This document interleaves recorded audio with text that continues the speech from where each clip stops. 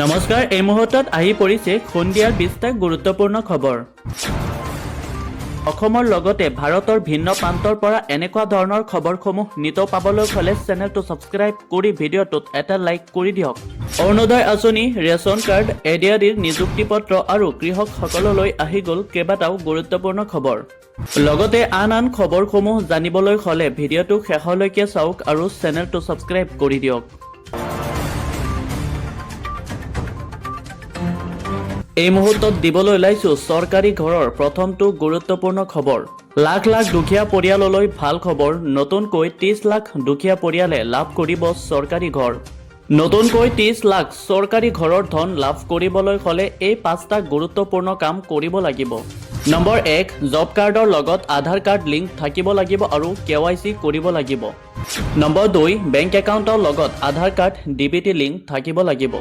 Number 3, আধাৰ কাৰ্ডৰ লগত mobile number link থাকিব লাগিব। নম্বৰ 4, বেংক একাউণ্টৰ লগত মোবাইল নম্বৰ লিংক থাকিব লাগিব। নম্বৰ 5, জব কাৰ্ড নাই যদি জব কাৰ্ডৰ বাবে আবেদন কৰিব লাগিব, তেতিয়াহে আপোনালোকে লাভ কৰিব 30 লাখ চৰকাৰী ঘৰৰ ধন।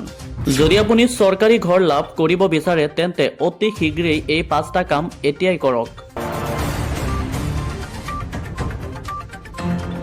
এই মুহূৰ্তত দিবলৈ ওলাইছো আজি সন্ধিয়াৰ আন এটা গুৰুত্বপূৰ্ণ খবৰ। 1 জানুৱাৰীৰ পৰা ৰাজ্যৰ লাখ লাখ লোকৰ বাবে আহি গ'ল ভাল খবৰ। যদি আপোনাৰ ৰেচন কাৰ্ড আছে তেন্তে আপোনাৰ বাবে আছে ভাল খবৰ। মাত্ৰ 100 টকাতে 67,63,244 গৰাকী হিতাধিকাৰীক চৰকাৰে দিব 1 কেজিকৈ মচুৰ দাইল, চেনি আৰু নিমখ।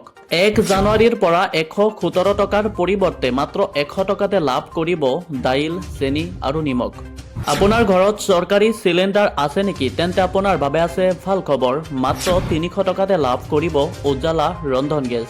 মুঠ 4বিধ সামগ্ৰী লাভ কৰিব ৰেচন কাৰ্ডৰ গৰাকীয়ে।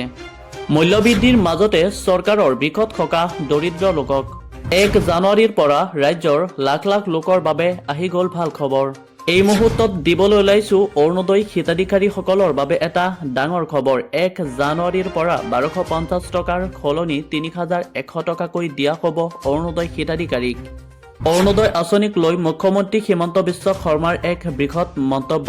1250 টকাৰ সলনি 3100 টকাকৈ দিয়া হ'ব অৰুণোদয় হিতাধিকাৰীক।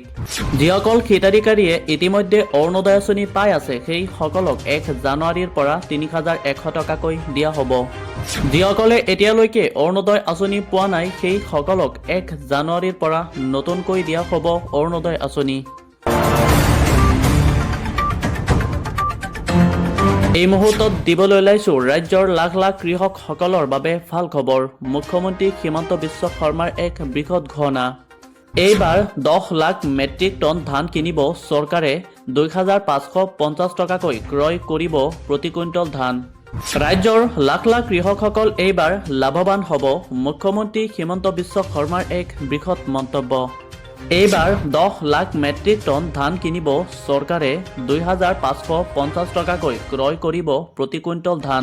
প্ৰতি কুইণ্টল সৰিয়হ 6450 টকাকৈ ক্ৰয় কৰিব চৰকাৰে। এই মুহূৰ্তত দিবলৈ ওলাইছো আজি সন্ধিয়াৰ আন এটা গুৰুত্বপূৰ্ণ খবৰ। এডিআৰিত উত্তীৰ্ণসকলৰ বাবে ভাল খবৰ।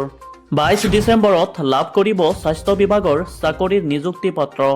23 ডিচেম্বৰত চাহ জনগোষ্ঠীৰ প্ৰাৰ্থীসকলে লাভ কৰিব নিযুক্তি পত্ৰ। 10 জানুৱাৰীৰ পূৰ্বে এডিআৰিৰ চতুৰ্থ বৰ্গৰ উত্তীৰ্ণ প্ৰাৰ্থীয়ে পাব নিযুক্তি পত্ৰ। 15 তাৰিখৰ আশে পাশে তৃতীয় বৰ্গৰ উত্তীৰ্ণ প্ৰাৰ্থীয়ে লাভ কৰিব নিযুক্তি পত্ৰ। এই মুহূৰ্তত দিবলৈ ওলাইছো আজি সন্ধিয়াৰ অত্যন্ত গুৰুত্বপূৰ্ণ খবৰ। 20 ডিচেম্বৰত অসমলৈ আহিব প্ৰধানমন্ত্ৰী নৰেন্দ্ৰ মোদী। দুদিনীয়া ভ্ৰমণ সূচীৰে অসমলৈ আহিব প্ৰধানমন্ত্ৰী নৰেন্দ্ৰ মোদী। গোপীনাথ বৰদলৈৰ 80 ফুট উচ্চতাৰ প্ৰতিমূৰ্তি উন্মোচন কৰিব প্ৰধানমন্ত্ৰী নৰেন্দ্ৰ মোদীয়ে। লোকপ্ৰিয় গোপীনাথ বৰদলৈ বিমান বন্দৰৰ নতুন টাৰ্মিনেল মুকলি কৰিব প্ৰধানমন্ত্ৰী নৰেন্দ্ৰ মোদীয়ে। 21 ডিচেম্বৰত ৰাজ্যৰ ছাত্ৰ ছাত্ৰীৰ লগত পৰীক্ষা পে চৰ্চাত অংশগ্ৰহণ কৰিব প্ৰধানমন্ত্ৰী। নামৰূপত সাৰ কাৰখানাৰ ভূমিপূজন আৰু আধাৰশিলা স্থাপন কৰিব প্ৰধানমন্ত্ৰী নৰেন্দ্ৰ মোদীয়ে।